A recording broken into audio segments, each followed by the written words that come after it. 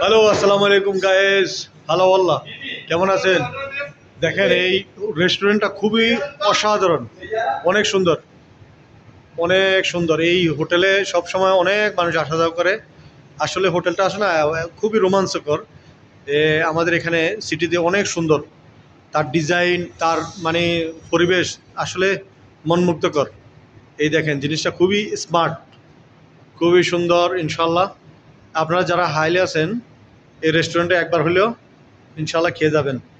দেখেন রেস্টুরেন্টটার পরিবেশ খুবই সুন্দর, অসাধারণ।